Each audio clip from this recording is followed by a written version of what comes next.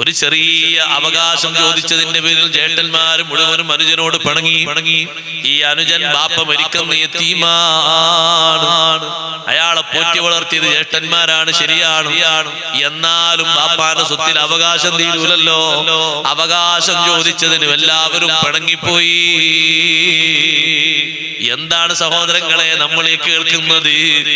ഈ ചെറിയ ദുനിയാവിന് വേണ്ടി ബന്ധങ്ങൾ വിച്ഛേദിക്കുകയോ, ചെറിയ ദുനിയാവിന് വേണ്ടി പിണങ്ങുകയോ, വിളിച്ചാൽ വരാത്തതിന് പിണക്കമുണ്ടോ, പറഞ്ഞാൽ എന്തെങ്കിലും കാര്യങ്ങൾ തരാത്തതിന് പിണക്കമുണ്ടോ? അതൊന്നും ഇല്ലാന്നല്ലേ നബി സല്ലല്ലാഹു അലൈഹി വസല്ലം പഠിപ്പിച്ചത്? നിസ്സാര പ്രശ്നങ്ങളെ പേരിൽ പിണങ്ങിയിട്ട് റമളാൻ വന്നാലും ലൈലത്തുൽ ഖദർ വന്നാലും ബറാഅത്ത് രാവ് വന്നാലും ഒരു ചാഞ്ചല്യവുമില്ലാത്ത കൽബ്, എന്നൊരു കട്ടിയുറപ്പുള്ള കൽബാണ്.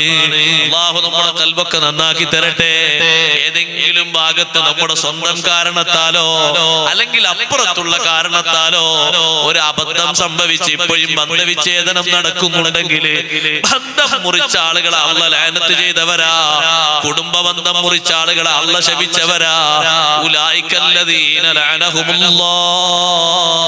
ഖുർആനിലൂടെ അല്ലാഹു പറഞ്ഞില്ലേ, കുടുംബ ബന്ധം മുറിച്ചവർ അല്ലാഹു ശപിച്ചവരാ.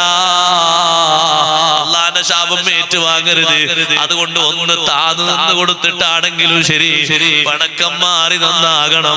ബാപ്പയെയും ഉമ്മയെയും ഒരു കുടിലാക്കിയിട്ട് മക്കള് 3 പേരും സ്വസ്ഥമായി വീടുണ്ടാക്കി കഴിയുന്നു. ഭക്ഷണങ്ങൾ അവരങ്ങോട്ട് കൊണ്ടുപോയി കൊടുക്കുന്നു.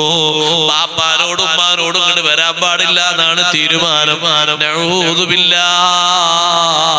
ഭാര്യക്കനുസരിച്ചുകൊണ്ട് ബാപ്പയും ഉമ്മയും വീട്ടിൽ നിൽക്കുകയാണെങ്കിൽ ഞാൻ എന്റെ വീട്ടിൽ പോകാണ് എന്ന് ഭാര്യ പറഞ്ഞപ്പോ തൽക്കാലം ബാപ്പാനോടും ഉമ്മാനോടും നിങ്ങൾ ജ്യേഷ്ഠന്റെ വീട്ടിൽ പോയി കഴിഞ്ഞോളൂ, ഇനി എന്തെങ്കിലും നിർദ്ദേശം ഉണ്ടാകുമ്പോ ഞാൻ ഇങ്ങോട്ട് വിളിക്കാം. ഒരു ഖിദ്മത്ത് ആഗ്രഹിച്ച് നിൽക്കുന്ന ബാപ്പാനെയും ഉമ്മാനെയും പ്രായാധിക്യത്തിൽ അങ്ങോട്ട് ചേർത്ത് കൊടുത്തിട്ട് അവരോടുള്ള ബന്ധം കലശലായി പോകുമ്പോ, അവസാനിച്ചു പോകുമ്പോ നമ്മൾ ആഖിറത്തിൽ വന്നിട്ട് ഇരുട്ടിൽ തപ്പരുത്. അവിടെ പോയി മുഅ്മിനീങ്ങളൊന്നും സംസാരിക്കാത്തൊരവസ്ഥ വരരുത്. അവിടെ സിറാത്തിൽ മലക്കുകൾ പിടികൂടിയിട്ട് രക്ഷപ്പെടാത്തൊരു നേരം വരരുത്. കുടുംബ ബന്ധം വലിയ സഹായമാ.